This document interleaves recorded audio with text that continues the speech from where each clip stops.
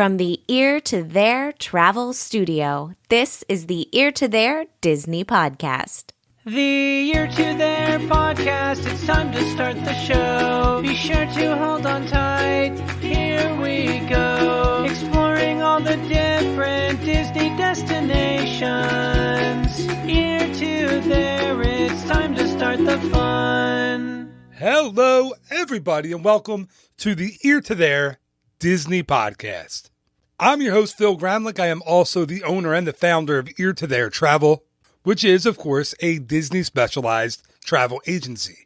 It's my job, along with all of the vacationers on the Ear to There Travel team, to take away all that stress, all that anxiety, and all of that time that it takes to plan a Disney trip. Because let's be honest, it takes a ton of time. And why do we do that? We do that so you can enjoy the really, really fun and important things like having a great time with your family and friends and enjoying the magic.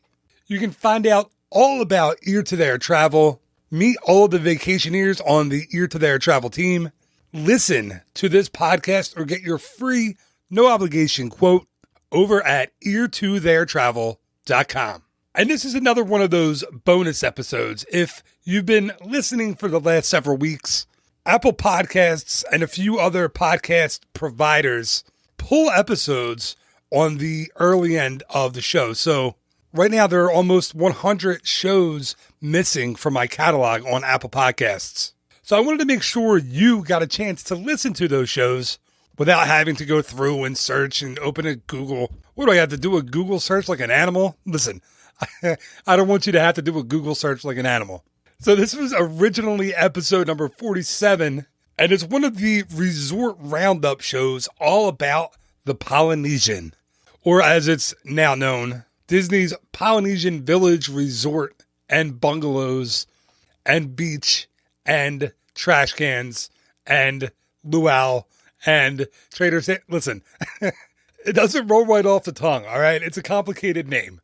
But this is all about the Polynesian, and this episode was recorded with my dear friend, my now these days very, very important and very, very busy friend, Mr. Johnny Shortsleeve.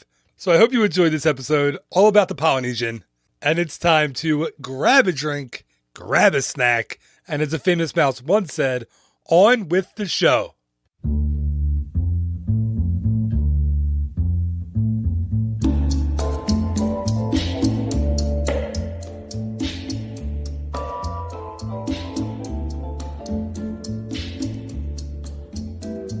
On the Ear to There podcast, we always talk about the theme parks, the food, the drinks, the shows, the experiences, pretty much everything that goes on in Walt Disney World.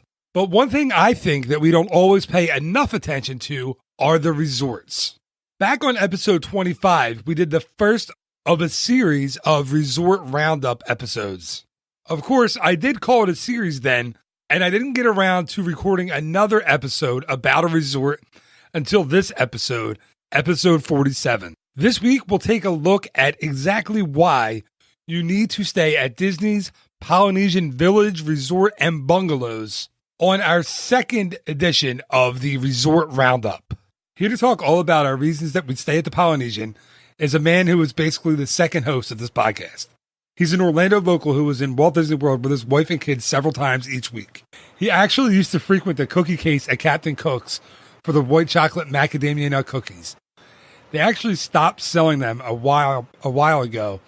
So if you hear him crying during this episode of the podcast, you'll know exactly why. Mr. Johnny Shortsleeve, welcome back to the show. And that's exactly why if you ever see me in there, I'm wearing a fake beard and dark sunglasses because they recognize me. I put my foot through the cookie glass when I saw they weren't there anymore. Darn. I can't believe they got rid of those things. But yeah, they're delicious.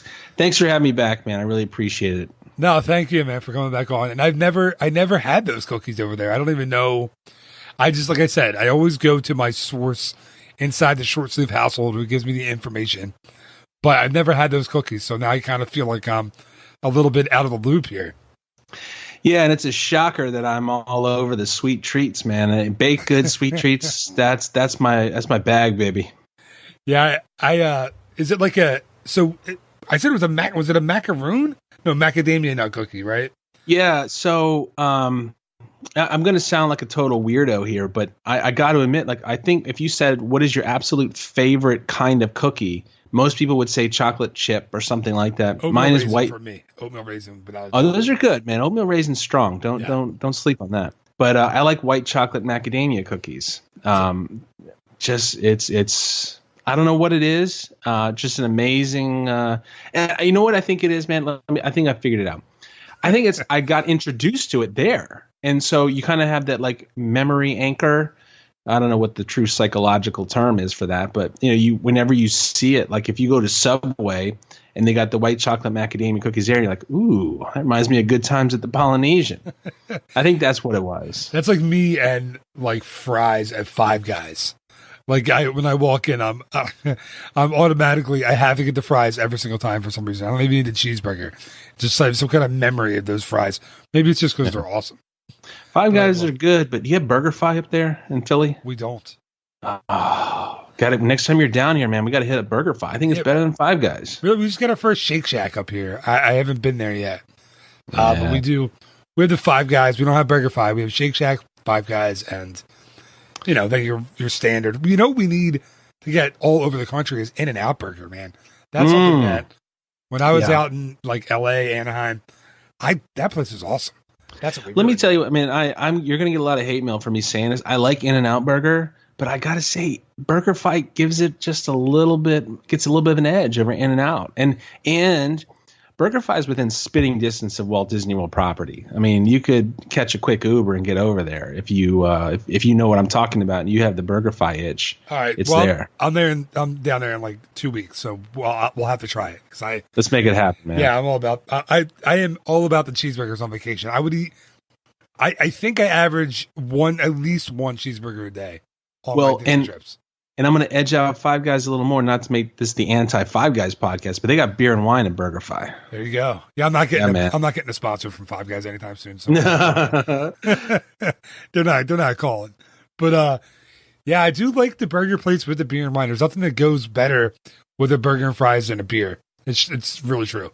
So, all right. So as we're off to on a tangent before the podcast episode even starts. Let's do this.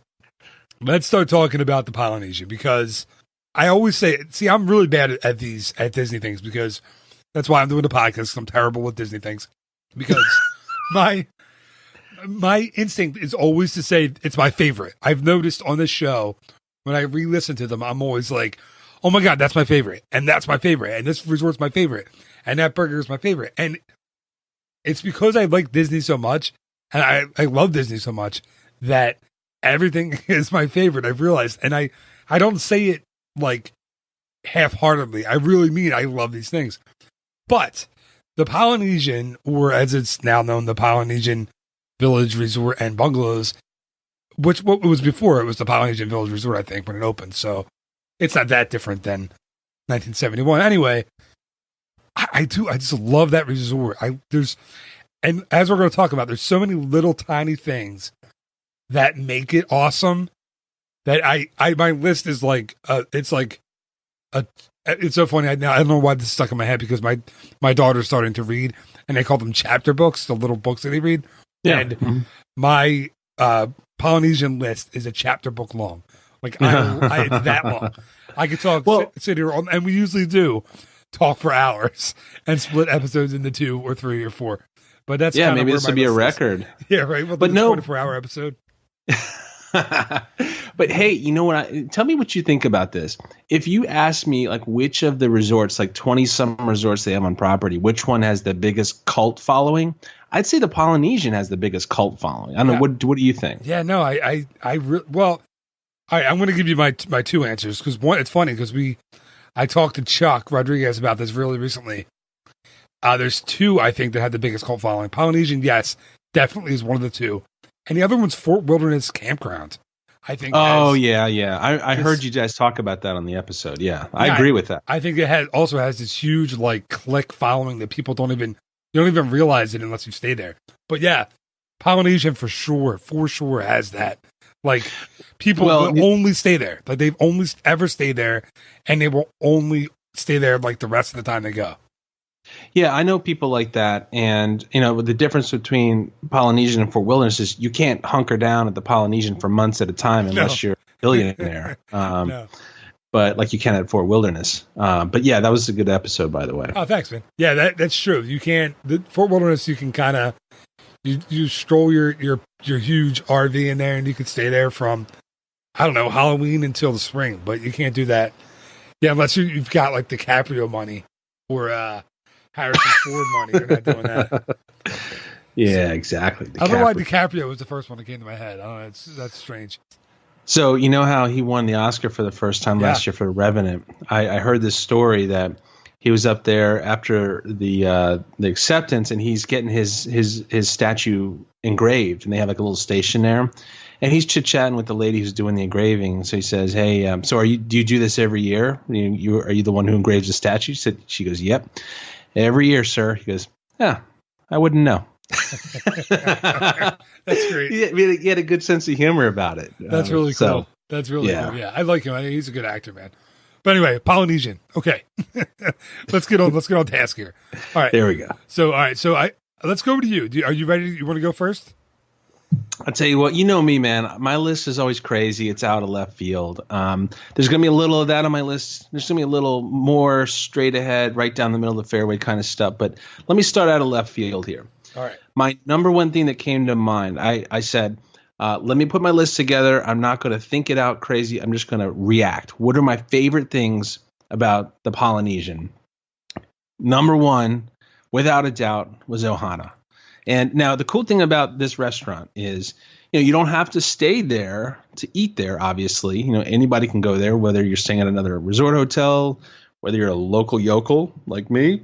And this is my go-to spot. I'm sorry, I thought you were doing an accent there. I was like, yes, he's doing an accent. Yokel spot. It's just like it. I was burping up some moonshine. No, it just my tea caught me the wrong way. So Ohana is the go-to spot for my family for to celebrate something special like a birthday or something like that. Amazing food. Without a doubt, great view. If you're looking out over the marina, you can see Cinderella's castle and you can see the fireworks if you're timing your reservation correctly. Let's go back to the food for a hot second. There's nothing on that menu that I don't like. It's that family style presentation. They bring out the pineapple bread when you walk in, or the coconut bread. I can't remember which one it is. Gosh, I should do my homework before we do these calls, dude. One day I'll do it. And then I can't remember if it's pineapple or coconut. I don't think it's both. And I don't have the menu in front of me. I honestly don't remember. So sorry. Maybe it is both. Somebody. Maybe this would be a chance. Somebody come in and correct me on this one. Maybe it's both pineapple and coconut. Let's go with it. Yeah. Okay. So then they serve you with a mixed green salad, and you get these awesome chicken wings. If you're like, it's got like this kind of sweet and sour kind of sauce on it. And I'll tell you what is like, it goes, people in my family go crazy over is the pork dumplings and these like lo mein noodles that come in there. Freaking insane, man. People go nuts over that stuff.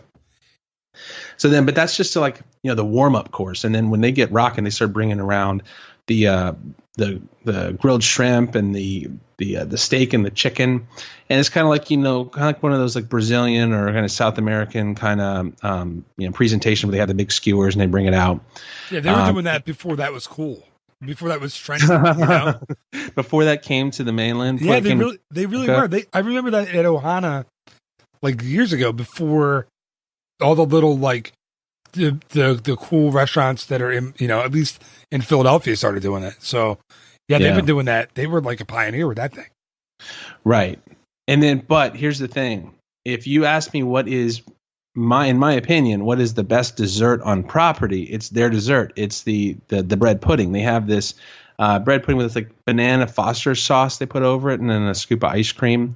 And that's, again, if you say, you know what, I need another hit, they'll bring you another round of their bread pudding. But wait, so the food's great, the atmosphere is great, but there's something else that I don't hear a lot of people talk about that I really think to me makes this place special. It's one of these restaurants that are kind of this rare example of a restaurant in Walt Disney World, in my opinion, where you don't mind sitting there for a couple hours and just kind of enjoying and relaxing and taking your time and spending time with your family and just enjoying conversation. Because it used to be a thing where that was like our tradition before we lived here. We would come and we'd make a reservation the last night that we were there, and just that would be our time. We'd sit there, take our time, and just talk about the things that we enjoyed on the vacation. What are the things we experienced that were really memorable? And just to have that kind of quiet time. Because, when you're in the theme parks, dead in the middle of the theme parks eating, you're always thinking, all right, well, I got a fast pass I got to run to, or, I want to go check the parade out. Here, I think since you're removed from that, you don't have that pressure. So I always tell people, if you're going to have a dinner there, do yourself a favor and don't plan anything after. Don't say, I want to go get a bunch of fast passes that night, or I want to go do the Halloween party or the Christmas party after it. No, just have a little time afterwards to let your food kind of settle and just take your time, enjoy a nice couple beverages. And it's just an amazing experience. So without a doubt, my number one pick, Ohana, for dinner. Dude, okay. First of all, I couldn't agree more. I love Ohana. I love literally everything about it. I love the food. I love dinner. I love the breakfast there. And what is stuck in my head right now, and I'm going to have to tell the story, is when you said that you shouldn't plan anything after that meal, because you're exactly right. You should sit and take your time and enjoy it. And they're not going to mind if you hold that table up for a little bit, because let's be for real, it's not a inexpensive place to eat. It's a great pick. I love it. So one thing I want to mention about Ohana, and it's breakfast. I love the breakfast there. It's great with the kids. We've done it. It's a character breakfast. It's Mickey, Pluto, Lilo, and Stitch normally. They do the all you care to eat breakfast same way as dinner. So your cousin, I guess they call it, right? Yeah. They bring you the all you can eat. They'll bring you the skillet, or I don't know if they call it a skillet. I think it's a skillet of the Mickey waffles, the different kinds of breads, fresh fruit, scrambled eggs, bacon, sausage, pretty much everything you can think of. And whenever you want more of something, you just they come to check on you. You say, hey, I need more bacon, I need more eggs, whatever. They bring it right back out. It's great. And they do I think they have like the guava juice, the jungle juice, whatever it is, which is awesome. It's a cool drink to have. But that pineapple, orange, guava. Yeah, they had the same thing. Combo. They had the same thing at Tusker House for breakfast. It's awesome. I forget, they call it different things in different places, but it's the same. And don't they call it just Pog there? Yeah. Was that what they call it there? Maybe you're right. And then I think it's Jungle Juice at Tusker House at Animal Kingdom. But it's excellent. And I'm not even a big juice. I like orange juice. I'm not a big juice person. I rarely for me, it's I think I drink four things. It's water, coffee, Coke Zero, and beer. They're my four drinks. They're not all the same day normally, all except for the beer in every day. That's what your grocery list looks like when you roll up. Yeah, it's the K-Cups from Dunkin' Donuts, the 4-pack of a good beer, the case of water, and a case of Coke Zero. That's when I have garden groceries delivered to me at my resort at Disney. That's what they have. But so I love the breakfast there. I love the character. Wait, so you say you're buying your beer in 4-packs. So that's your tell. You're buying good quality, that's true, craft beer, small production beer. Because you don't see Coors sells in a 30 rack, at the convenience store. And I'll buy that when we have a party. We recently have my daughter's 6th birthday party, my whole family. And we're all Irish, German, Catholic characters. And I'm not going to touch that. I'm not going to comment because I'm in there too. And you have to buy a lot of beer for even a little kid's party. The little kids aren't drinking the beer, obviously, but the kids' party's an open bar. Oh my God! It's the kids' parties are you put that on the invitation, open bar to the 6th birthday party. You got the 20 bottles of wine. You got the cases of beer. Yeah, it's just Listen, my family, we they do it right. It's like that episode of The Simpsons when Barney Gumble rolls up to the barbecue. He's got the beer keg. Homer says, "Wow, Barney, you brought a whole beer keg?" And Barney says, "Yeah, where can I fill it up?" All right. That's a great one. I love The Simpsons. Okay, so yeah, so back to the Polynesian breakfast. It's great. The characters are great. They have like a character parade where they'll play music and your kids can walk around the entire restaurant with like maracas and tambourines with the characters. It's just a really, really very, very cool thing. But okay, so really quickly, I'll tell the abbreviated version of my Ohana dinner story, okay? July 13th, 2007 was a Friday the 13th. I was going to do this on Saturday the 14th, but I couldn't hold off because I was nervous. So I proposed to my wife, to Amy, my now wife, then girlfriend, July 13th, 2007. Now, again, I planned on doing it on Saturday, but I had to bring it in my pocket, and I had it because I didn't want to leave it in the safe in the hotel. So we were staying we're not staying at the Poly that time. We were actually staying in Port Orleans. And it terrified me. I had to bring it in my pocket. I had it in there. I was texting your sister back and forth all day. Finally, I texted her and said, "Listen, I'm not doing it tomorrow. I'm doing it today. I can't." I remember going down the last hill in Splash Mountain, down the big drop, with holding onto the ring, being like, "Oh my God, this is terrifying me that I had this darn ring in my pocket." So anyway, I was like, okay, I got to figure this out. I got to change my plan because I had a whole plan for Saturday. So I decided, okay, we're going to dinner at Ohana tonight. She loves Ohana. I'm going to propose during Wishes at Ohana. So we're seated at Ohana. We get a table pretty close to the window. The music comes on. The family directly next to us at the window are one of those not very quiet families, and they have every right to be. It's their vacation, but it just wasn't the right moment. Like, it was loud, it wasn't quiet, it wasn't intimate, and they were kind of in between us and the fireworks. And I was like, "This isn't going to work. I can't propose here." So I started panicking because I said, "If I don't do this now, I'm gonna do it on the bus." And then no one's gonna want that. She's gonna hate that memory forever. So I decided, okay, we're leaving Ohana. We're going back to the Magic Kingdom. I'm going to propose somewhere in the Magic Kingdom. Now, Wishes is going on, and it's the end of the night. The park's about to close. So we get out to the monorail station, and it's a 30. We paid our check really fast. There's about 30 people in line for the monorail. And the park closes in, 25 minutes. And I start thinking to myself, this isn't going to work. So, but I said, the only way we're going to do it, I'm not going to get down to there's no other way to do this. We get in the monorail, we get to the Magic Kingdom, get to the turnstile. These are back in the days when it still was a turnstile. And I'm in front of her, and I run up, I pull her by her hands, and I run up to the turnstile, and the cast member says, "I'm sorry, we're not letting anyone in."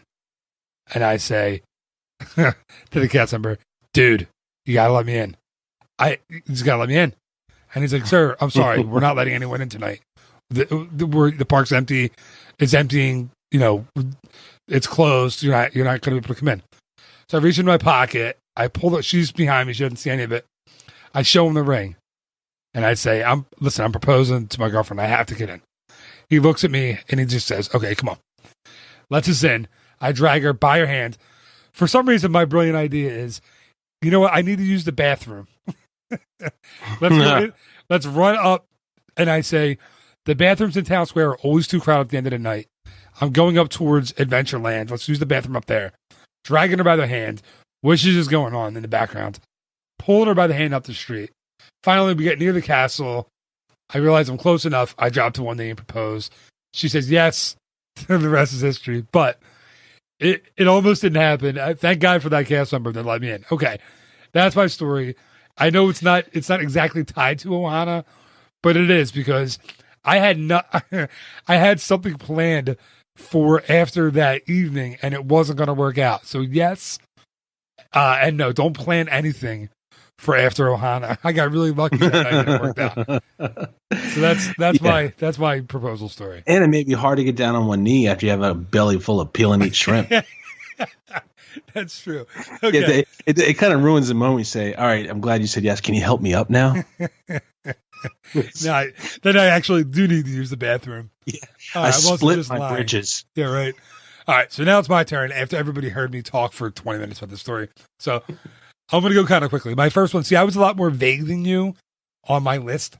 So my first one is simply the word location, because for the Polynesian being where it is in, regards to where the Magic Kingdom is and where the other monorail resorts are, I think it's something. I think it's a reason why people stay there time and time again.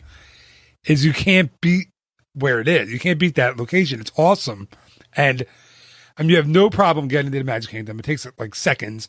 You have no problem getting to the other monorail resorts. If you're staying on property, it's really easy to get to Epcot. You take a couple of monorails, very simple to get there. The other parks, obviously, you're going to Studios, you're going to Animal Kingdom, you have to take a bus. There's nothing that you can really do about that. But it's nice. I mean, the buses, they're great just as well. And the other thing about it is it being on Bay Lake, you have just awesome like recreation opportunities that you don't have in a lot of the other resorts. I mean, you can rent the boats, the little motorized boats, take out on the lake there. There's fishing excursions that you can do. It's a lot different than staying somewhere that's completely landlocked and one of the value resorts or one of the minor resorts that's landlocked where there's no water around. So I know this is a very abbreviated first one for me, but I love the location of the Polynesian. I think it's really perfect.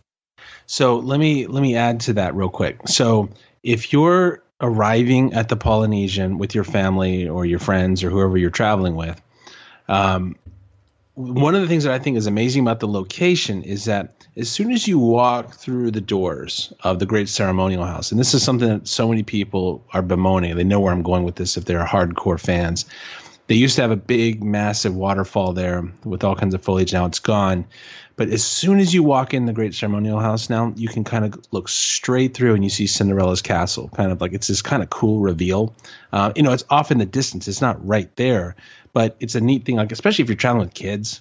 As soon as you walk through the door to your hotel, as you get ready to check in, you go, "Hey, kids, look, there's Cinderella's castle right there." That's pretty darn special. Yeah, man, I agree, and that's something that that lobby is something it's on my list later on down the line. I wanted to talk about that a little more in detail because I know people were upset about that being gone. But I'll hold off on giving my opinion of it until my turn is back up. Right. But I do like that you can see Cinderella Castle when you walk in, and I just bringing it up that you brought since you said it, I love the entrance of that resort. I love pulling up outside, and it's not overly dramatic. It's not, because it's been there forever, and it's certainly not the front door to Wilderness Lodge or something like that. But there's something that's really cool about walking into that resort. I agree. It's very, very cool. Yeah.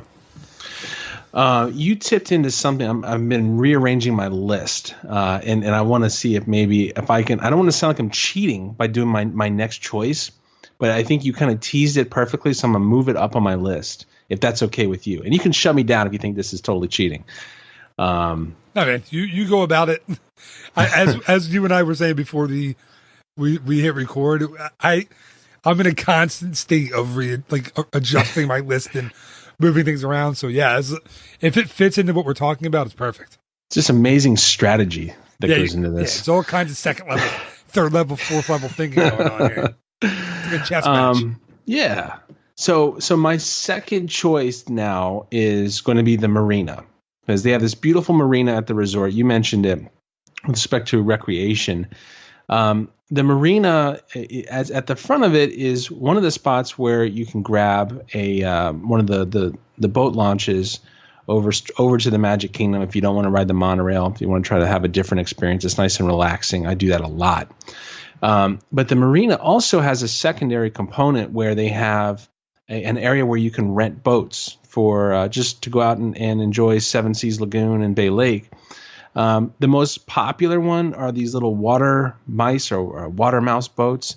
These are the little they have 2 seats. See them zipping around all through the lagoon and Bay Lake too. But I'll tell you what, man, they also, not many people realize this or pay attention to it, but they also, if you're not into that tiny little watercraft, if you want to get something a little bigger, they have these 17-footers, these Boston Whalers, the Montauk boats. Those are cool to zip around, and it gives you a little more room. I think, 4 or 5 people can probably fit in one of those. But if you really want to live like a boss, I mean, my favorite thing to get is the 21-foot pontoon boat.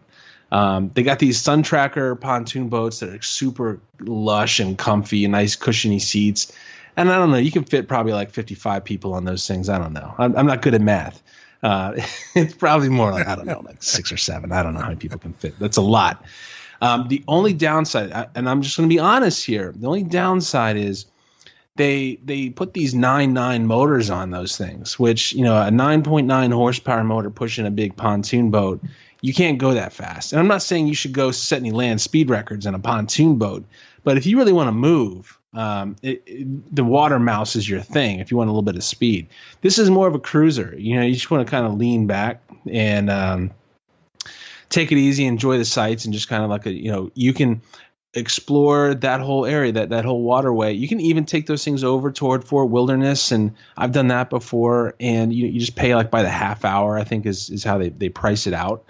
But that's a lot of fun to do, especially with the families. And because if you're riding the ferries or you're riding those water launches, you're kind of just on a predictable route.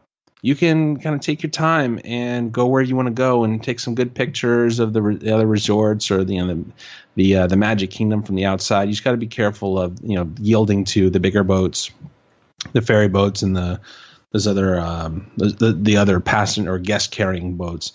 But that's a lot of fun. That's a great way to spend an afternoon. You know what? This is going to make me confession time right here.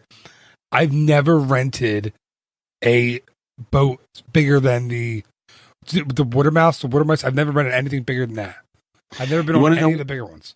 So here's my thing, man. I always joke and say, like, I want to have a birthday party over at the Home Depot parking lot and just set up some lawn chairs and a beer cooler and watch people load like things that they shouldn't load on their little Mini Coopers and things like that. Or at IKEA. That's another hot spot to watch people load and do crazy stuff. One of the things I think is, I shouldn't say this, but it's watching people dock the boats. The bigger boats is kind of funny. And I say that because there have been a couple of times where I've overshot it and I had to correct. But I grew up, my dad had a boat when I was a kid and still has a boat. So I've done a fair amount of boating, so I kind of know what I'm doing. I'm not great, but it is a challenge. Like with the water, those things are so easy to maneuver. They're small. They have they're not very long, so you have to. They're not too crazy. But with the larger boats, I mean, you're doing like 90-degree docking, which you have to kind of it's a little bit of a dance. So it's a little bit of work. But once you're out, once you pull out, it's fine. And you're going, just docking is a little bit of a challenge. And again, I'm sorry for the tangent here, but you reminded me of another Mitch Hedberg joke that I'm going to do. I'm not going to do the voice because sometimes it comes out of me and I can't help it. But he says, there's this one, because I was going to say, are you a boating enthusiast? And then he had this one joke where he said, people who boat a lot, they call them boat enthusiasts. I like to boat, but I'm not going to, there's the voice coming out. I didn't try it. He says, I like to boat, but I'm never going to own a boat because I never want to be known as a boating enthusiast. Because I want them to call me just a dude who likes to boat. I don't know why I thought that was so funny. But yeah, I've never owned a boat. I'm not opposed to boats, but I have a buddy of mine who lives in Florida who has a condo right on the Gulf of Mexico, and his condo is right in this little canal, and literally from his deck, it's like 15 steps to his boat. It's beautiful. The water's crystal clear. It's amazing. And you go down and you get on this boat and you're in the Gulf in 2 seconds, and it's awesome, but it's just not something.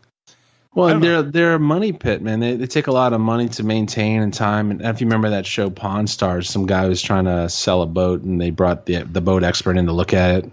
And they're talking about all the stuff that needs to be fixed on it to get it ready to go out again. And the guy goes to the Pawn Stars guy, "You know what boat stands for, don't you? Bust out another 1,000." That's funny, right? My grandfather had a boat, and he always used to call it the hole in the ocean that you throw money into. So yeah, it's true. But all right, man. So I'm gonna go on to my next one, and again, I went with, I'm pretty vague, but my next one is the theme of the resort, but I went a little more, a little more specific, and it's so here's what I wrote on my list. I'll just give you an insight into the Phil way of making lists. My list says theme of resort, music, decor, new lobby. So that's why I thought of when you mentioned the water feature that they took out. When I first saw the plans for the new Polynesian lobby, I have to say I was pretty disappointed. I really liked that water feature, the waterfall. It took up a ton of the lobby, and I, like most Disney fans, loved it. And it kind of was the Polynesian for me. And I was pretty upset when I heard they were going to renovate it and take it out, and I didn't know what I was going to think. I got to tell you, man, I love the lobby the way it is now. I really do. I know it's a much more subdued, much, much smaller little waterfall they have in there now. I know a lot of people are still upset about it. I just really like the openness that it has, that the lobby has. And I like that you can get in there and there's a ton of places to sit and relax. And if you're just going to hang out, if you're waiting to have dinner at Ohana or any of the other restaurants or anything, the lounges at the Polynesian, I like that it has that much more room. I really like the this is going to sound funny, but when the water feature was there, the smell of the lobby wasn't, I wouldn't say it wasn't pleasant, but it wasn't as pleasant as I think as Disney wanted it to be. It was a little like flower smell covering up that, musty water smell from Pirates of the Caribbean. So it was like kind of two smells fighting against each other in that lobby. Now it's much more of like that floral, like what you like. I've been to Hawaii, and I feel like you smell that in Hawaii. Like there's just like in every hotel that you go into, and then when you walk outside, you just smell like this clean, fresh, like flowery air. I don't know how to explain it, but that's what I get in the lobby now. You're saying it's kind of like that move I pulled in middle school where they had showers in the gym, but you never had time to take a shower after your gym class playing basketball and getting sweaty. Then you don't want to roll out to your next class, smelling like you just came from gym class. So you do that overspray of the right guard. Yeah. I remember, dude. I think that was the funniest thing. I did that in high school when we had the gym class in high school. You couldn't take a shower. You didn't have enough time, and everybody for some reason, what was this, late 90s? Everyone in my class had to spray deodorant, and you would just spray the living, what out of yourself. And I can't imagine now, but I smelled like then. I probably would have been a lot better just walking out of the gym. I see these commercials for Axe body spray. I'm like, we were doing that with Right Guard. Like, what do you need a separate body spray for? It's all in one. We were doing that way back then. Yeah, but yeah, it was right. Most people smell like either Right Guard or Drakkar Noir. Oh, that was the jam in the 90s, man. This is taking me back. Yeah, you're right. The Drakkar, and then Yankee Candle made it. This is how much I know. When I was in college, when I went to Westchester University in Pennsylvania, there was a candle that Yankee Candle made, Midsummer's Night. That I don't know if they still make it, but it smelled just like Drakkar, or Drakkar, however you say it. And I had that in my room in college. I thought it was so cool. Yeah, man. What it ended up doing was repelling every female from coming into my room. That's what it did for me in college. Nice. That and my Star Wars t-shirt. But anyway, yeah. So I love the lobby now. I think it's great. I love it smells a lot better. I think the music is fantastic. just the background music when you walk around the resort is just awesome. And the last thing about the lobby and about the decor and then the new renovated public, I guess, areas of the resort that I really like is, and they've been doing this for years, but I love when you walk in and you get a lei from one of the cast members. I think it's very, very cool. And then this is a dining location, but I want to include it in this one, is Pineapple Lanai. I hope that wasn't on your list. No, because I knew you were going to I'm trying to do this mental jujitsu move on you. Right. I'm trying to figure out. I thought you'd throw that on your list. So I'm kind of including that in my lobby because it's right outside the door. It's like right there. You just walk outside. It's right outside, which has the Dole Whip, and there's never. It has the Dole Whip without the line. Yeah, there's never a line. You just walk in. I take my kids there all the time when we're staying at a monorail line resort because you get off the monorail, you walk downstairs, you walk outside the lobby, and it's right there. And there's never a line. Have your Dole Whip. You get your lei from one of the cast members.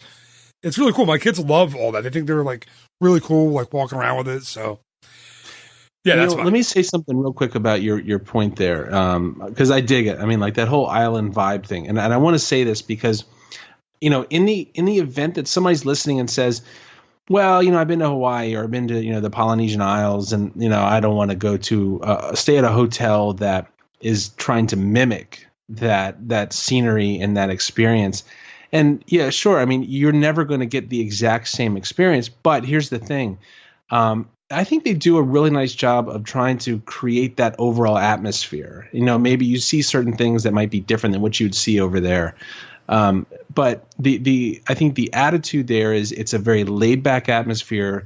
So that's indicative of, or that's done by that background music that you mentioned.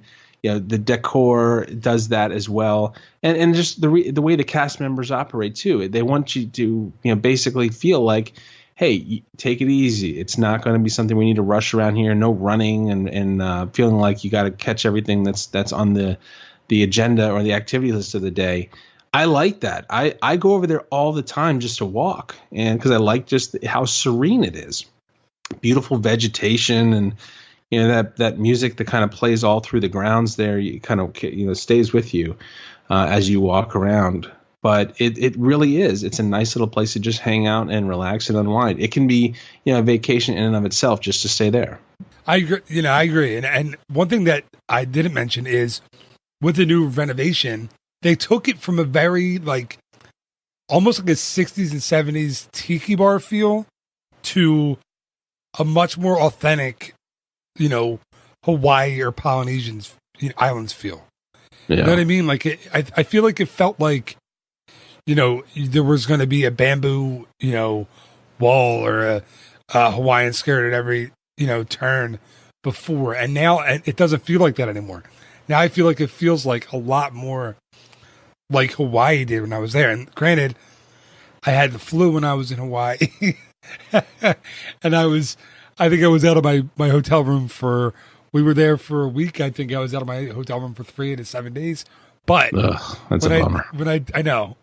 My wife, Amy and my wife, our 10th anniversary is coming up, not this January, but next. So I think we're going to go back to Hawaii so we can actually experience it this time. Because, she experienced it a lot more than I did. You don't go in January because you're going to be sick again. You got to go in dude, I'm sick. I'm sick anyway. Doesn't matter. Always sick. Anyway, all right, man. So you're up for your next one. All right. Geez, I'm trying to think of where I want to go with this next one. What I'm going to do is I'm going to rearrange my list again because I think it is going to dovetail nicely into what you just brought up. One of the really cool things about the property, which you've already talked about location, and you've already talked about just the general feel and atmosphere and decor and the music, all that, the sensory experiences. One of the things I think is really special about that property is the beach. And specifically, you can walk the beach in the daytime. It's beautiful. Just to kind of just take a nice leisurely walk in a nice, clean white sand beach. They do a very good job of keeping that beach very clean. Every morning they're out there with their little tractors, combing the beach and making sure it's nice and, it's not super packed or anything like that. But in the evening hours, to sit there and watch the fireworks, like Wishes, or if it's, like when they have like the special holiday fireworks, like whether it be 4th of July or during the Halloween parties or the Christmas parties, you have to see the fireworks from there. And they turn over the background music to basically pump in the soundtrack of the fireworks show. That's a great place to watch the fireworks. And so they have on the beach, they have a bunch of like swinging benches, like little swinging chairs you can sit on. They used to have a bunch of hammocks, but last time I was cruising through there, I didn't see those. Or like there's the electrical, the water pageant that comes through every night, and that's kind of a neat little show. That's kind of like for me, there's like a sentimental thing with that. With all the technology Disney has now, that's very low tech, but it's a cool little show, and the kids like it. So I think that's a good one to throw in there. Hanging out on the beach with all the stuff you can do. It's a great way to, if you're going to spend an afternoon back at the hotel because you've been jamming all morning in the parks, hanging out on the beach. That's definitely a nice way to spend some time. So I like that spot. Yeah, I love the beach at the Poly. I do. That was actually on my list, was the electrical water pageant, because that's something that, you're right, it's been there forever. It's very, very low tech. And when you see it, for some reason, you just stop and you want to watch it. But I think it's something that so many companies don't do. And it's kind of like almost a throwaway thing. But for me, for my kids, we love it. Like, they'll sit and listen. We're there a week, 10 days at a time, and they'll sit every night, whether it's on a beach or whether it's in our room or on a balcony, and they'll watch it go by like they never saw it before. There's something about it that's very, very cool. So yeah, I completely agree. I love the beach. That's, as I was talking about earlier, that was going to be my third backup plan for my proposal. If I couldn't get back to the Magic Kingdom, we were going to head down to the Polynesian beach, but we made it back to the Magic Kingdom, so we were okay. I gotta imagine that's probably a pretty, got to be a hot spot. I don't know if it's impossible to keep stats on that, but gotta imagine that if you're someone who's looking to pop the question, that's a great one. That's a great spot to do it. You get down there, there's like 9 guys proposing at the same time as you. Synchronized proposals. It's like a line. Guys, just wait here. I'll be right back. It's like a Busby Berkeley movie. Yeah, it's Busby Berkeley. It's the Cinderella's or Snow White's, but is it Cinderella's wishing well? Cinderella's wishing well, right? Or is it Snow White's wishing well? In Disneyland? Yeah. It's the wishing well where they're. I've read, on countless threads on the internet, that's where, guys propose to their girlfriends because they tell them to turn around and make a wish, and they turn around and turn back around, and they have the ring. It's like I do imagine like almost like an assembly line of guys and girls standing there waiting to get, to get engaged right there. It's true. So it was like, did it happen to be that one of your backups, beyond plan F was 5 guys like slip the ring on a fry and put the fry in the ring laced fry back in her bin in her bag? My luck, she would have eaten it, and we would have ended up at the ER. She'd had that famous X-ray picture with this engagement ring in it, in the shot in her stomach. Listen, the ring was not very large. She still has it, thank God. I'd like to replace it someday, but it probably would not show up on an X-ray, actually. All right, man. So yeah, so that was you, right? That was your one. Yeah. So yeah. So this is my issue right now. So now I'm kind of stuck because you mentioned Ohana, so I'm assuming you have other restaurants on your list. But for me, I had restaurants all in one big fat category, which is probably cheating because there's so many to talk about. So what I'm going to do is I'm going to just talk about one of the restaurants now because it's one that Pineapple and I was one that I already talked about. So I'm going to go to the quick service of Captain Cook's that I already kind of got on you a little bit about your cookies. Because listen, as far as quick service places go in the parks, they renovated this one and added a new menu. I don't know. I would say 3-4 years ago, I think, at this point. And it keeps changing. Yeah. Even just like a couple months ago, I saw a whole bunch of new stuff pop up there. Yeah. So they do keep changing the menu.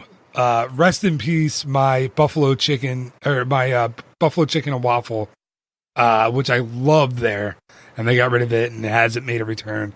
It bums me out. But and back in the day, as you know, they had the make your own Dole Whips there, but those have long since been removed.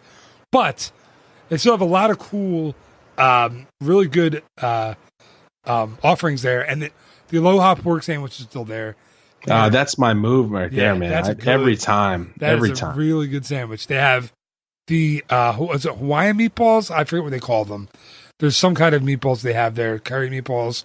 I wish I would have done my research. It's because I think it's is it a coconut Thai, like a Thai meat? I think that's Thai right. meatball. I can't remember. I think you're right, but it's really, really good. And you know what they used to have there too, and they took off the menu, but then I have something that's close. And now this is going to be something that I have to admit to. I always thought I think it's a Vietnamese dish, and it's pronounced pho or pho, but I always thought it was pronounced I thought it was pronounced pho. So I was spelled pho exactly. So I was the dope that was there ordering pho, and they were looking at me like I was a crazy person, and. Yeah, but they have something that's very similar to that, the original one on the list or on the menu still there. So, and one thing that I really like about that place is just the decor. I like going and sitting in the room because after you order your food and you sit down with your drink and your food all around you, and I'm pointing like right now, seriously, I'm gesturing with my arm around my office and pointing to like all around the walls, like you can see me, but. All around you when you sit down are like these cool, almost like attraction poster style looking like framed posters on the walls, but they're like Tahiti and Hawaii and different Polynesian islands, which I really like. I think it kind of is a cool thing and like kind of sets the mood for where you are. And I don't know, I just really like that place as far as a counter service place. They have pretty big variety of different food, a lot of selection of drinks. And then you can get some stuff too. You can get it to go back to your room if it's later at night after the parades and stuff. Well, not the parade right now, but after wishes. So yeah, I really like Captain Cook. So that's my next one there on my list.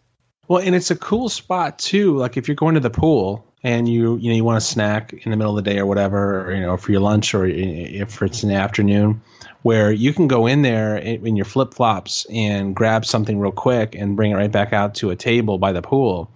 And they have like a nice little like outdoor seating area too. So if it's a nice day, you can sit out there. But like the sushi, like they have a little area of sushi that they, I was told that it's made up in Kona Cafe. And they make the sushi up there and then they bring it down and package it and then bring it down to Captain Cook's.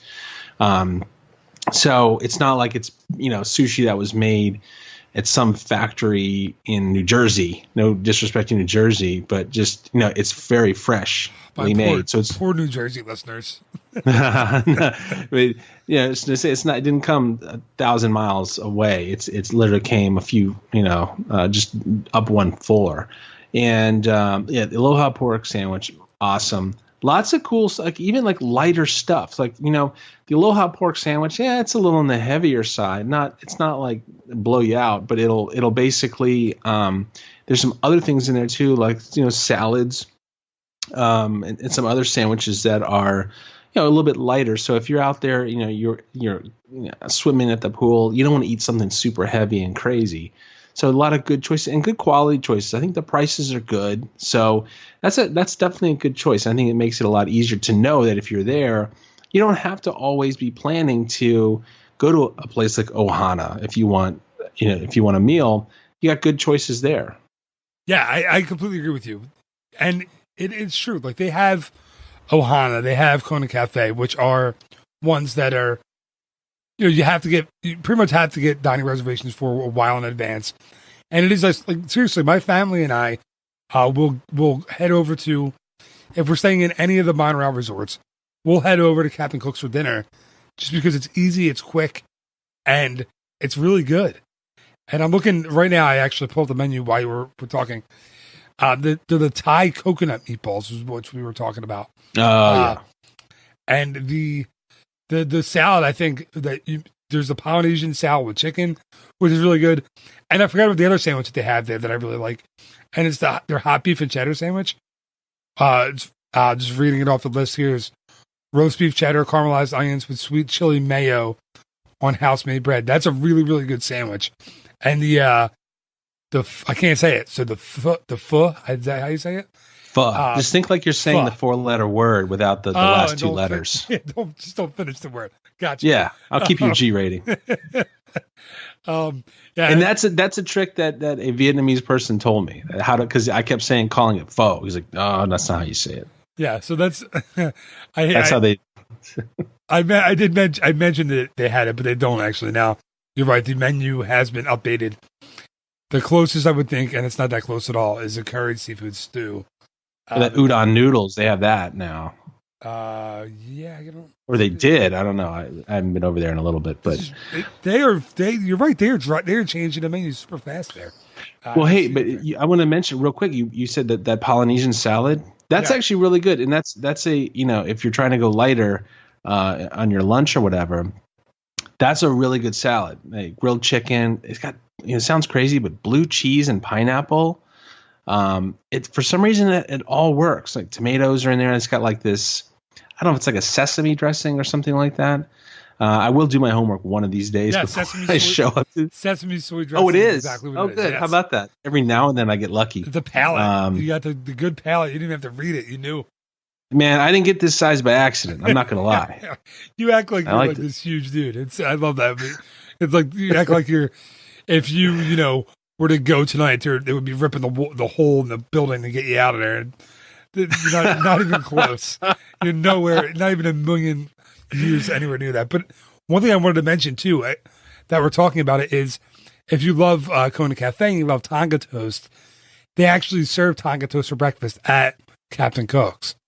So that's something that you might want to think of if you don't want to get reservations and you want the Tonga toast. There you save. If you're trying to if you're watching your budget, that's a cool way to do it. Now, you're right. To do the sit down version of the Tonga toast at the Kona Cafe. I don't know, what is it, like $12-13 or something like that, and then to get it there, it's like $7 or $8. Yeah. So if you're a family of 4, that's a good chunk of change you're saving. You're right. Yeah, that's a good point. All right, man. Well, I think you're up for your next one. All right. This is kind of straight down the middle of the fairway here. Nothing too crazy. One of the things I think is really cool about this property is there's a huge variety of rooms that you can get in terms of price points and experiences and views and things like that. So, I've stayed in the standard rooms. They're amazing. And I think they just renovated all the rooms just only a few years ago or a couple years ago. So everything's really fresh. So if you're thinking, oh my goodness, this hotel is 45 years old, it's going to be, the rooms are going to be like 45. No, they are constantly rotating or renovating these rooms like every 5 or 6 years, it seems like. So they recently did a big renovation, and so everything's kind of nice and modern in there and sleek, but still keeping that theme. But they have those rooms kind of like entry level. Then you can go up to like a club level where the concierge service, and then you can go crazy and get a suite. And I did stay in a suite one time, and it was freaking awesome in there. And then they have the bungalows, the famous bungalows everyone talks about. But let me tell you what my favorites. I'm gonna go right down the middle with one of the club level rooms, and I like the club level experience there. So you're paying a few extra bucks than you would in the normal rooms, in the standard rooms, but your rooms are going to be concentrated in one particular longhouse, the Hawaii longhouse. Where one side of the longhouse, all the rooms face out toward Seven Seas Lagoon, where Cinderella's Castle is, and Grand Floridian and Contemporary and the bungalows and all that kind of cool stuff. The other side is facing the pool, the smaller pool that they have there, and the gardens and things like that. But they have this really neat lounge in there so you need your room key to just even get in the building. A nice little lounge up there on their second floor that in the morning they have like a continental breakfast there. It's all, included in the room charge. So like pastries and coffee and things like that, fruit, yogurts and things like that for the kids. But then toward the afternoon, they have like this cookie service. They'll just put out some cookies and some mixed nuts and things like that, and grab a drink and a soda and all that stuff. It's all included.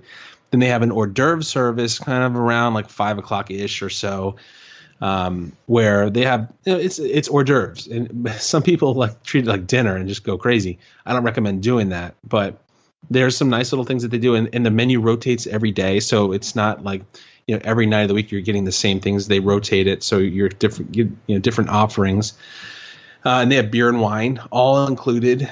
So you can go there and grab.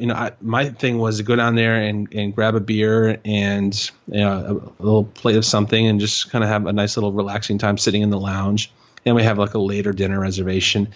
But then the evening hour, they have desserts, and they'll put out, wines and, liqueurs and things like that, all free of charge and included in the room. They do offer some services with that, like, with planning.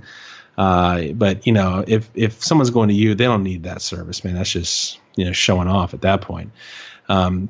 But the lounge is cool. It's nice and relaxing. It's very family friendly. So they have like this little TV with little chairs for the kids. The adults can sit over a little bit away and have a table where they can overlook the lagoon. And it's a great spot to watch fireworks. They pipe the music in there, and they lower the lights. There's like a little third floor deck up there where they have a couple of tables and chairs where they have like checkerboards set up there, like really nice themed checkerboards that are like kind of built into the table. And then like a little lounge up there where you can sit, and there's a little TV up there too.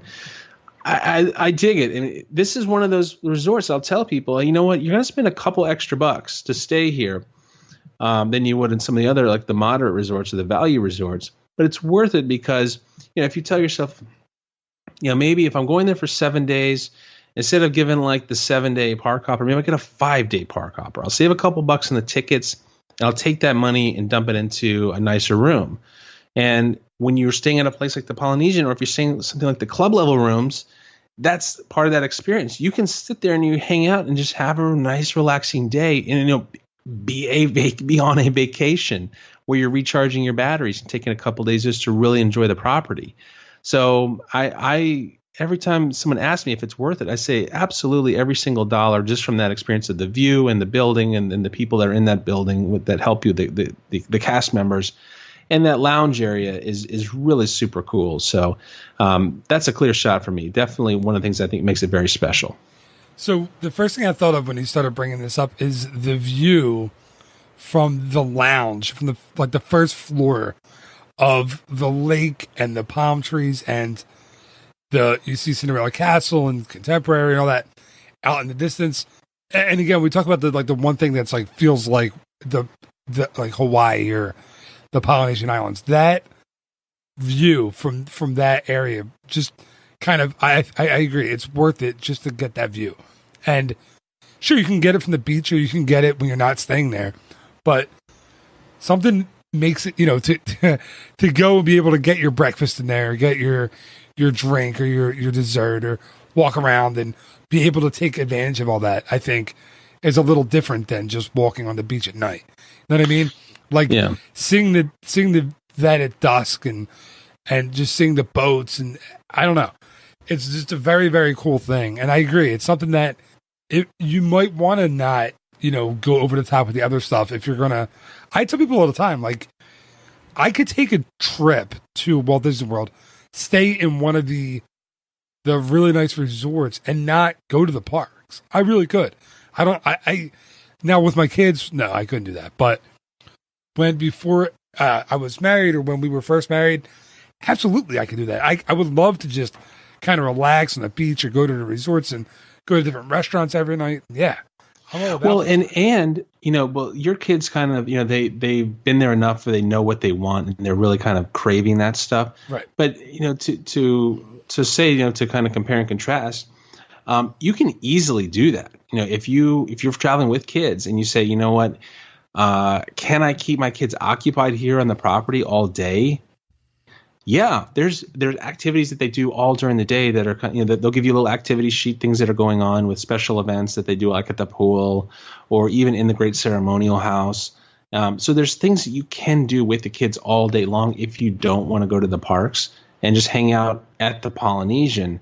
And, if, when the time comes, I'm hitting you up and say, hey, hook me up with a 3-day weekend over there. And I'm not going to go to the parks. I want to hang out and enjoy the property. There's a lot of cool stuff to do there. Yeah, and that's what the locals do. I mean, if you're local, especially if you're going to stay on Walt Disney World property, you're going to do that. You're going to, enjoy the resort and go to the spa. I know you are a, big spa fan. So don't let the word get out, man. Come on. I got a reputation to uphold here. You've mentioned it.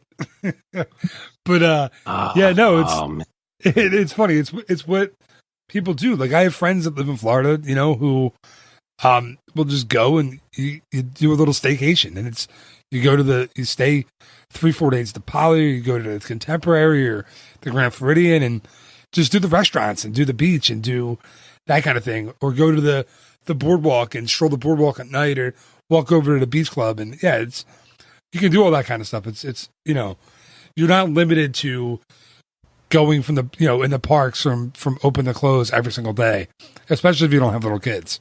It makes it a little, it's a different kind of vacation.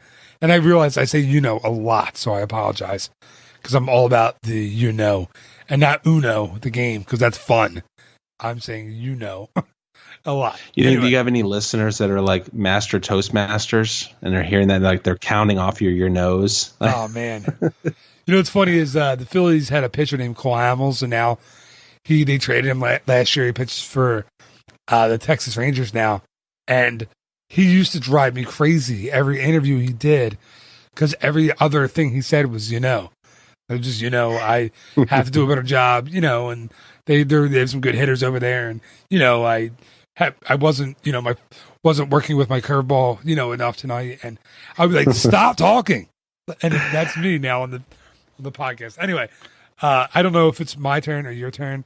I don't know how many. That was my fourth one. Okay. So back this would to be you my now. fourth. So, yeah, like, I'm kind of all over the place. So I'm going to go with something that's it's something that I noticed that I thought was really, really cool. And it's something that, to be honest with you, a lot of people aren't going to get a chance to experience because of the price, but I want to mention it anyway, because it's something that I thought was really cool.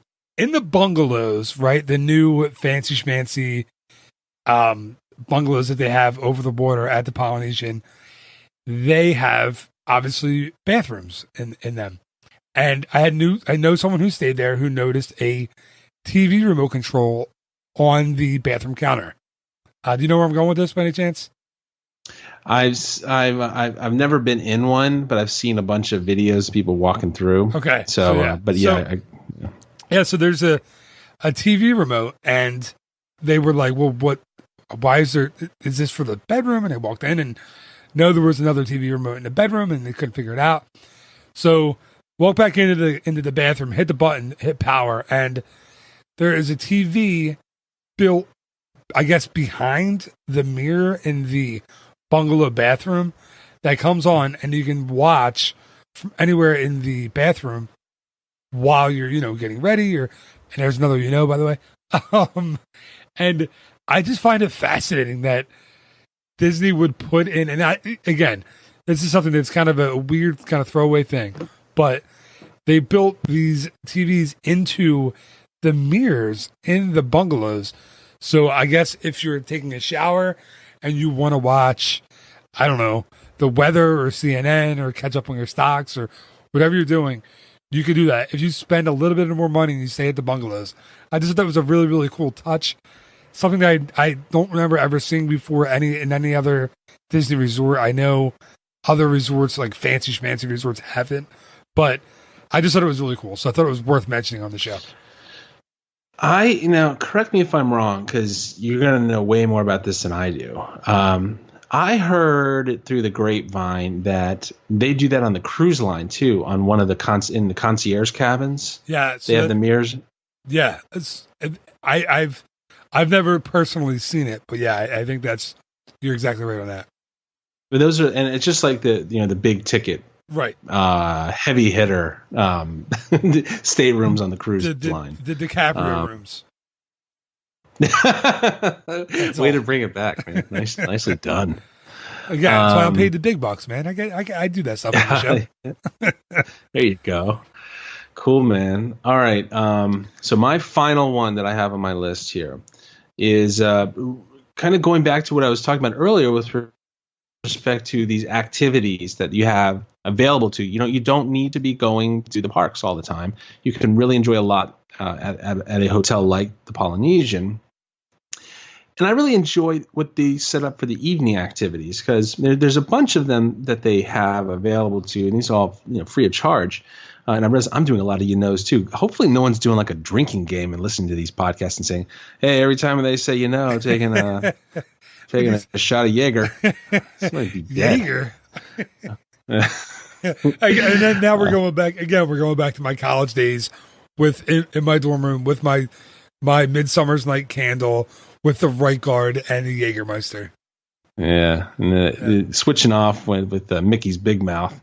But no, so one of they do a couple of things that I think are really interesting with respect to the evening activities that you have available to you as a guest. There is they have a campfire every evening right there on the beach, but they have this neat little alcove that they've kind of built out of stone that houses the campfire. So it's not like they're building an actual bonfire on the beach. So it's all self-contained and safe. They have cast members there that'll make sure that if you have kids, they're not getting too close. So you don't have to worry if you have a gaggle of kids, making sure that they're not going to be walking into doing a Tony Robbins move and trying to do like walk through the hot coals. But so they have that, and they'll let you roast marshmallows too over the campfire every night. So that's kind of a fun little thing. And then they also do this thing where they used to do it right by the campfire, where they would set up one of those blow-up movie screens, and you could bring chairs over and watch a film every night of the week, a Disney film, obviously. They moved that over toward the Great Ceremonial House. They have this new little area that they've cut out called, I think they call it the Gathering Place. And it's crazy. When they built it, I remember they building it, and I saw what they were doing with it, and they put this it's like putting green grass they had down there, which is like, the really fine, really short grass that, just like really picture perfect. And I thought, that's not going to last. Like everyone's tramping all over that and sitting down, and, just all those people, that's just going to have to keep sodding that every day, basically. Well, guess what? That's kind of what was happening. It was just getting annihilated. So, I was walking through there one day, and I think this was earlier this year. And I was looking out there, and I went, wow, they just resodded, and boy, that looks pretty. And I walked over to it, and I walked on it, and I thought, wait a second, this isn't real grass, this is artificial. But it looks so real. Yeah, it's the Magic Kingdom grass that they put in the hub, right? It's the same deal. I even think maybe it's the same. I even think it's better. Okay. But it's like a really good toupee. Like you have to look at it and go, is it real? That's not a piece. I have an uncle one of those. Yeah, I know what you're talking about. Sorry, man. I didn't mean to make it personal. I hope he doesn't listen to this. I'm not making fun. Just saying. But no, but now it's a really neat spot where they set up the blow up screen, and everyone kind of hangs out and sits and watch a film at night under the stars. Of course, weather permitting. That's a cool thing to do. And even in the daytime, that's a fun little spot. You see, like my kids love to go and run around there and just hang out, and they'll just, I don't know, they just play tag and have a good old time just running around on that little gatherings place, little point that they made.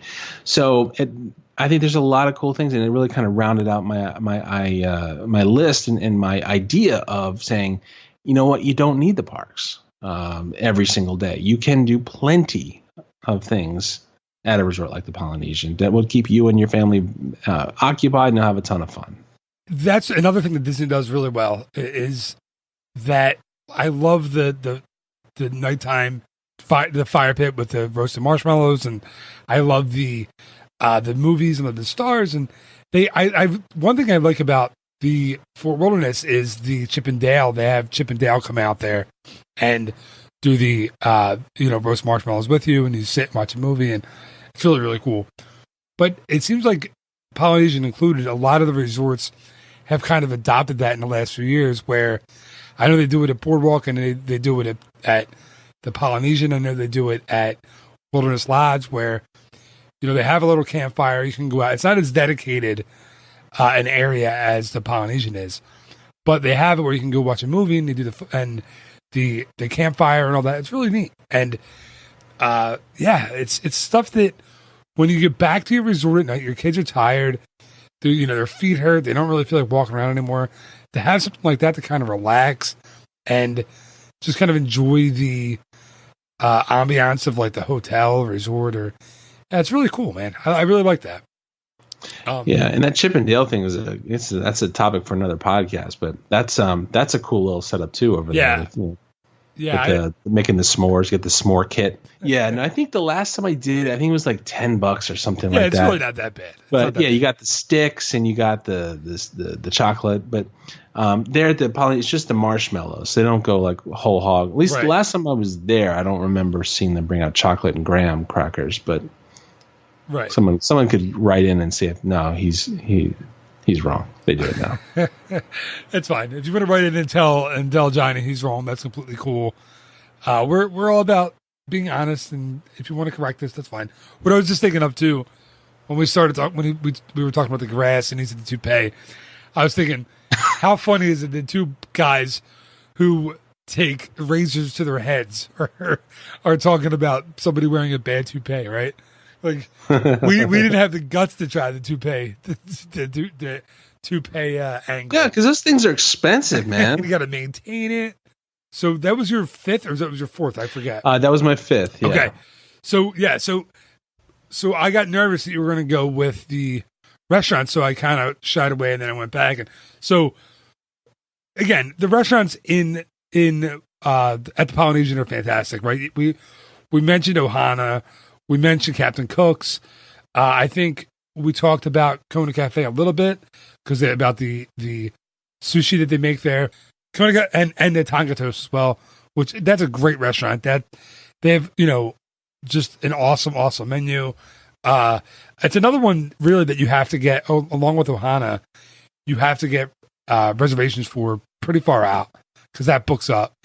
What we didn't mention was, and we mentioned Pineapple we didn't mention Kona Island, which is a little stand that's on the second floor, like the concourse, that has, the fresh sushi and coffee and all that kind of, not at the same time. I think coffee's in the morning, sushi in the afternoon and evening. Wait, is that your fifth one? No. Okay, because I'm freaking out here because I specifically didn't choose one. I know. No, I'm like I got flop sweat here. Like, my gosh, you didn't mention it. No, I'm just making sure that people know that the listener knows that that's a really good place to go to get sushi. If you want to get sushi to go or cup of coffee to go in the morning, it's a really cool place to go. No, of course. Or even sit there on that little ledge and just watch the monorail go by. Yeah, it's a really cool little place. I agree. It's funny because every time we go to Ohana for breakfast or for dinner, that place is full. I feel like it's everyone who comes to the Polynesian is like, I'm going to go to Ohana or I'm going to go to Kona. And they're like, no, we're full. And then they're like, all right, well, I guess I'm eating here. But if the food's really good, it is. It's the same sushi that they serve next door. Yeah. So at Kona, it's you just don't have you're waited on by like the hourly barista style Disney cast member. It's not, a full service restaurant by any means, but it's a nice little place to get some food, get a drink. And I've heard like hardcore coffee people say that that's some of the best coffee on property right there. It's that Hawaiian sourced. Yeah. But it's a stronger coffee. So if you're somebody who likes coffee, but you don't really like stronger coffee, you might have to be prepared to water it down with some cream. Yeah. Cut it a little bit. Yeah, it's the same as like Starbucks. I think that's a little on the strong side too. Anyway, okay. So on to my last one. Everybody knows what it is. I'm building one in my garage, a replica kind of. Trader Sam's, of course, is my favorite place and really is my top reason for staying at the Polynesian, right? I love Trader Sam's. From the time I went to Disneyland a few years ago and got to experience it, when they announced they were building one in Walt Disney World, I was so excited. It may be, and besides Main Street USA and Disneyland, and probably Main Street USA and Walt Disney World, it may be my next favorite place on all of property. I love Trader Sam's, and it's so if you don't know what it is, it's their big lounge. It's but it serves food. There's a small plates menu, and they have different kinds of food you can get there. That's very, very good. Trader Sam's, the inside lounge itself seats. It's a very small amount. I think it's 55 is all it seats inside. So if you want to go, and Johnny and I had this problem before where we're like, oh, we're going to meet at Trader Sam's. And they're like, oh, it's an hour and a half wait. You're not getting in normally on a busy day. So you have to get there early or be prepared to wait or sit outside. They have the outdoor section of the lounge. It's not honestly as cool as the indoor section, but they'll have live music and they have the same menu, the same drinks, that kind of thing. You can see the pool. You can see, the lake out there. So it's nice. But the inside actual lounge part of it is the big draw. And like I said, I'm not a mixed drink guy. I'll get one when I'm there, and then because I like the collectible glasses, and I'll buy. They have several collectible glasses, and they're introducing the seasonal collectible drinks and with glasses. So they recently had the Haunted Mansion collectible tiki glass that was like people were going nuts. Oh my God, there was a line for that for hours. Yeah, that started out in Disneyland, and they brought it out to Florida to Walt Disney World, and they were impossible to get. I tried, I couldn't, and now if you want one on eBay, they're like $300, which I think is insane. But it's basically the most well themed lounge that Disney's ever put together. It's a lot of fun, a lot of great interactive elements. The bartenders, the servers are just phenomenal there. The story is they are retired Jungle Cruise skippers, so they're pretty snarky, they're pretty sarcastic, which makes it even better. Like I said, the interactive elements are great. When you order a drink, all kinds of things happen. There's special effects, there's sound effects, there's music, there's animatronics, it's just, oh my God, it's such a fun place to go. And I literally tell every client I have and I think it's 8 p.m. They cut off anyone under 21. They cut them off. Well, no more booze for you, kiddo. That's a good point. I don't know why I put it that way. You want you staggering around here too late. My 6-year-old, they're like, all right, she had enough. You're not allowed in the restaurant. They kick you out if you're under 21. But if you're, because up until then, you can bring anyone, any age can go in. You can bring your kids. You can sit, have have your appetizers, your small plates, have a drink, and it's really cool. At night, it is a little more adult-ish of an atmosphere because it's 21 and over. But for my money, man, it's my favorite place. It's so much fun. And if you haven't been there, I can't really explain why it's so great. You just have to go and experience it. I think Trader Sam's my number one reason to stay at the Polynesian. Well, since you were building one in your house, I figured he's going to have to be using this one. Did you ever score one of the Haunted Mansion? It's not like the tumbler. I didn't. No, I tried. I just can't. My budget for our Trader Sam's in our house did not allow for a $300 cup. Well, hey, I got this idea. This is a crazy one. Edit this out in post. What you can do is like send out like a notice on Facebook or Instagram or something and say, hey, I'll trade you. If you have one, I'll knock $300 off of my services for, all the planning I do with the booking the hotel and the dining reservations and the fast passes and the itineraries and the Magic Express. Wait. What's retail? Is retail like $1,000 on that service package you offer? I forgot to tell you, I don't charge anything for my services. It's free. Wait. What? Wait. Whoa. Hold on. Gotta wipe my flop sweat off here. What? That's free? It is without a doubt 100% free. I don't charge, nor will I ever charge in my most excited voice. Fee for maybe any you of can my find some sucker out there and say, yeah, I'll do this for free. And now my plan, normally it's now my plan give me is your mug. And now the plan is foiled forever. I can never get a glass. Oh, Goodness, can't believe all you do with that is free of charge. Thanks, man. Yeah. Even if they just want to get like a quote, you don't charge them for that. That's true. Everything's free. Everything is free. And again, if you do pay for something like that, and I don't want to talk badly about any other travel company out there, but if they're authorized by Disney, will never charge you anything. So I would never. Well, let's not talk about all those other people now, because in my mind they don't exist. Thanks, man. You're right there, man. You're the guy. You're hey, #1 Disney podcast. I heard it. It said, hey, there was a study done in my neighborhood, and they said, yeah. The competition was fierce, but the judging was fair. That was the same study that was done in my house. Oh, really? That voted. Man, yeah, I think you're tearing up the market.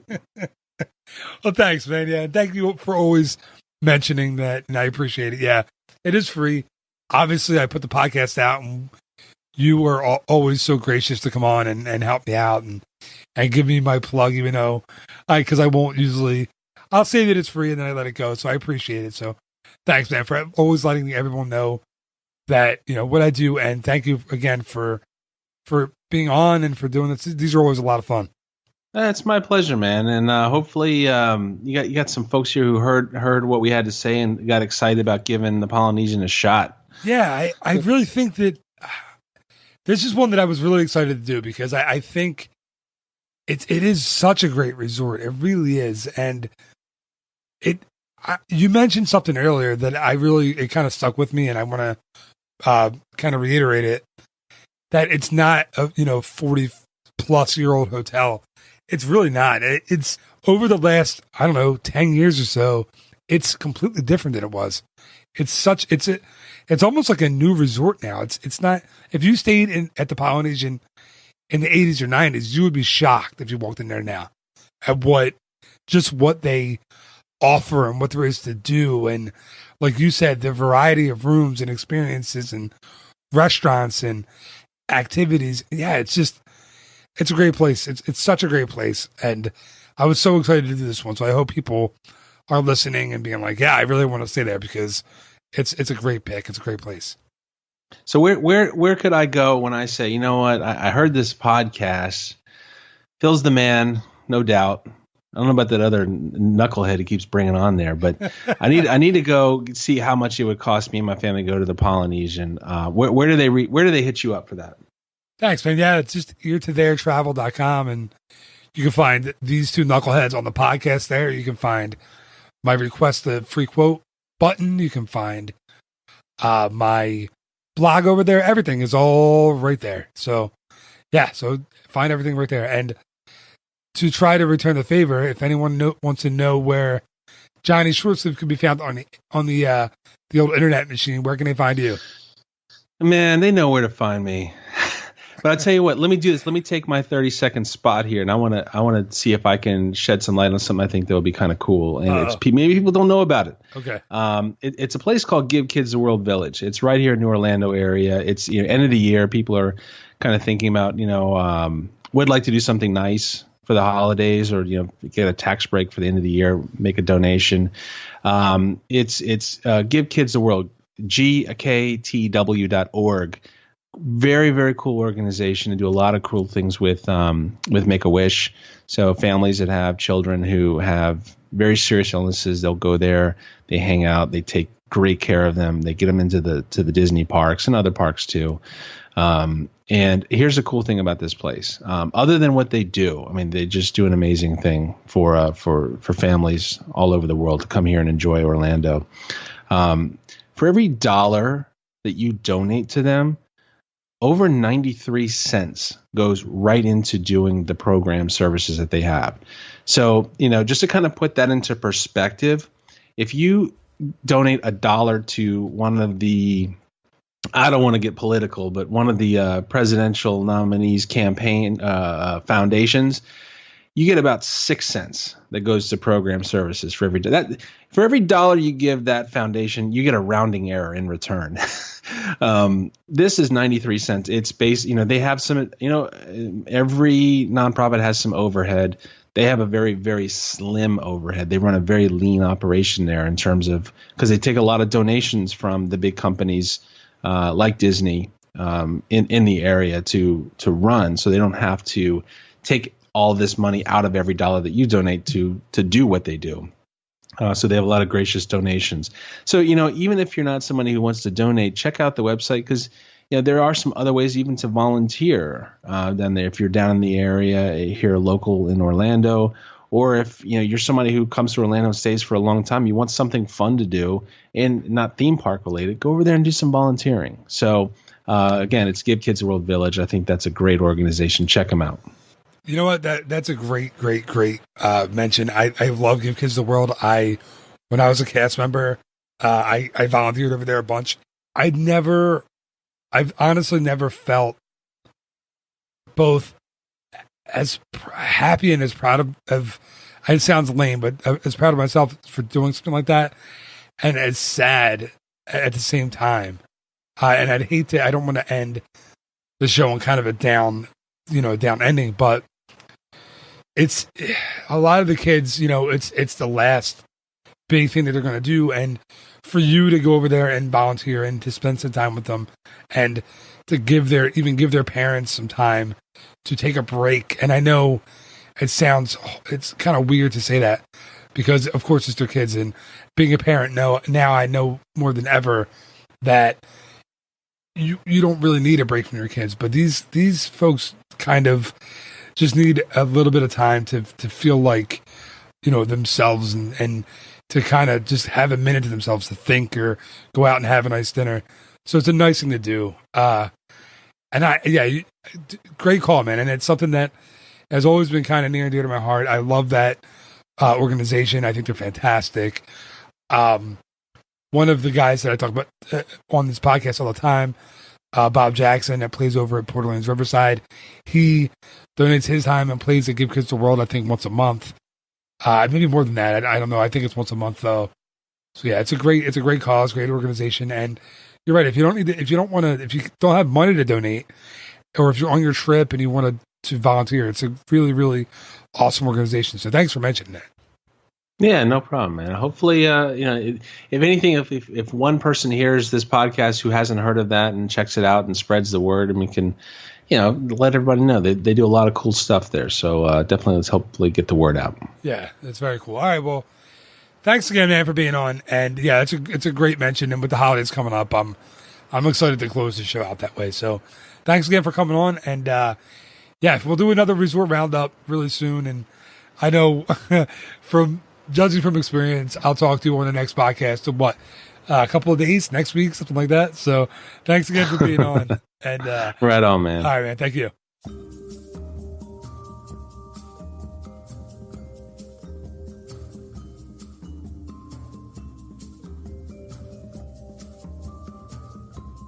And that is going to do it for this week's episode of the Ear to There podcast. Thank you, as always, to my guest, my co-host, my brother from another mother, Mr. Johnny Shortsleeve. We always go way over my quote-unquote limit of a 45-minute to an hour episode. But honestly, it's always worth it. I always have a lot of laughs. It's a lot of fun. And I hope you enjoyed this episode just as much as we did. If you did enjoy the episode this week, I'm going to ask for something different. If you did enjoy it, please visit the Give Kids the World website at www.gktw.org. On the bottom right-hand side of your screen, whether you're on mobile or if you're on your computer, you'll see a blue button with two hands around a heart that underneath it says How to Help. With the holidays coming up, I really appreciate it if you just hit that button and if you took just 5 minutes to take a look and see what you could do to help these kids. As we were saying during the episode, it's just a phenomenal cause. And really, I couldn't think of ending this episode any other way. So thank you, as always, so much for listening. And thank you in advance for going to the Give Kids the World website to see what you can do. I really appreciate that as well. Until next time, have a great week. Bye-bye. Ear to there.